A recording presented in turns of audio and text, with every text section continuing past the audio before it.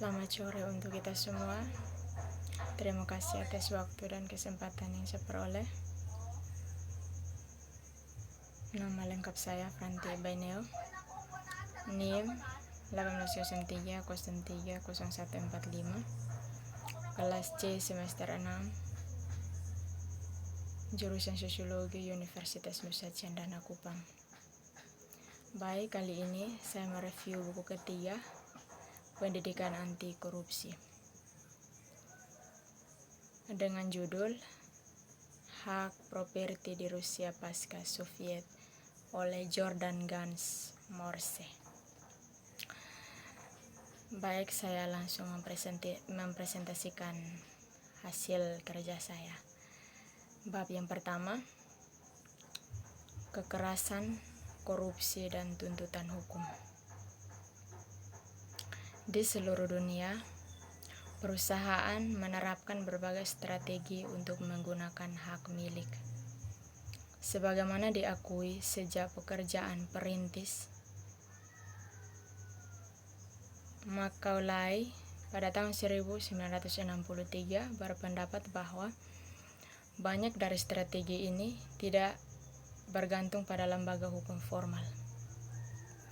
Perusahaan beralih ke litigasi atau penegakan hukum hanya sebagai pilihan terakhir. Lebih memilih alih menyelesaikan konflik atas dasar hubungan pribadi dan norma informal. Tetapi dalam kondisi tertentu, perusahaan menghindari legal formal institusi yang mendukung strategi yang lebih tajam atau strategi yang memanfaatkan kekerasan atau korupsi. Pengaruh kejahatan terorganisasi terlihat jelas dalam kebangkrutan dan penagih hutang produksi, pengembangan properti, penyelesaian sengketa, hak pemegang saham, dan keuangan. Yang pertama, Puzzle. Sarjana hukum terkemuka telah menekankan bahwa penggunaan kekerasan dan korupsi merusak lembaga hukum formal, sedangkan penggunaan perusahaan, pengadilan, dan penegakan hukum memperkuat efektivitas lembaga formal dan relevan. Oleh Pistor tahun 1996 dan Handley 1997. Jika ini benar, strategi tegas untuk mengamankan properti memilih konsekuensi penting untuk membangun aturan hukum dan mengidentifikasi. Bagian yang kedua, argumen. Dengan membawa peran perusahaan dalam pengembangan institusi yang efektif latar depan, buku ini berangkat ke arah yang sangat berbeda dari kebanyakan studi yang ada tentang hak milik.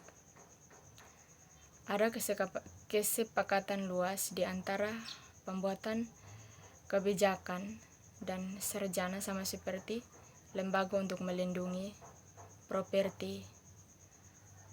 Hak sangat penting untuk pembangunan ekonomi dan kesejahteraan masyarakat. Yang ketiga, kontribusi. Melalui analisis empiris tentang peran kekerasan, korupsi, dan hukum dalam perlindungan hak milik di Rusia pasca Soviet, buku ini menawarkan wawasan yang lebih luas ke dalam beberapa baris pertanyaan mendesak dalam kontemporer politik, komparatif, dan ekonomi politik. informasi yang segar, perspektif tentang dasar-dasar kelembagaan negara hukum. Bahkan, fokus buku ini pada permintaan institusional melengkapi, tetapi juga menjembatani kesenjangan penting yang tidak terisi oleh studi yang ada tentang hak milik, yang berkonsentrasi sebagian besar pada bagian pertama, bagaimana negara mengadakan lembaga, atau yang kedua, properti melindungi tanpa ada lembaga negara yang efektif. Yang keempat, kasus Rusia pasca Soviet. Mengapa fokus pada Rusia selama 2 dekade setelah Uni Soviet runtuh di awal tahun 1990-an? Teori permintaan institusional berkembang dalam buku ini menawarkan bahwa wawasan umum tentang interaksi antar negara, kapasitas hukum, hambatan sisi permintaan, dan efektivitas alternatif kepada lembaga. Bab kedua, penawaran dan permintaan kelembagaan. Hukum formal. Namun era pasca Soviet Rusia, suatu waktu periode di mana Rusia sedang mengalami transformasi dramatis dari ekonomi komando sosialis ke ekonomi pasar. Penawaran khusus sangat mencerahkan wawasan tentang permintaan kelembagaan. Beberapa negara menyaksikan berbagai macam strategi perusahaan untuk mengamankan properti, terutama dalam kurun waktu 2 dekade yang padat. Rentang strategi ini menyediakan bahan subur untuk menghasilkan hipotesis tentang kapan perusahaan beralih ke lembaga hukum formal, dan ketika perusahaan melakukan kekerasan atau korupsi. Pemanfaatan pengadilan dan hukum oleh perusahaan penegakan hukum di sisi lain memperkuat efek lembaga formal, efektivitas, dan relevansi. Akibatnya, strategi yang digunakan perusahaan untuk mengamankan properti memiliki konsekuensi penting bagi supremasi hukum, dan bahkan lebih secara luas untuk prospek pembangunan negara dari masyarakat yang ingin berkembang lembaga negara formal yang efektif. Ada beberapa faktor yang tidak terkait dengan kapasitas hukum negara seringkali menentukan sejauh mana perusahaan memanfaatkan kekerasan dan korupsi daripada hukum. Yang pertama, variabel terikat atau strategi keamanan properti.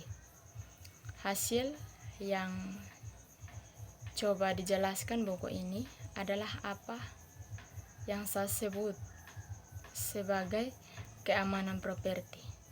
Strategi properti adalah upaya perusahaan untuk menyelesaikan konflik yang berkaitan dengan memperoleh aset, melindungi properti, dan menegakkan kontrak. Yang kedua, teori.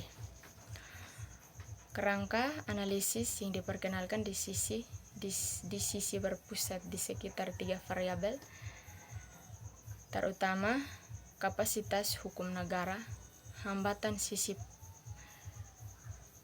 permintaan, dan efektivitas strategi legal.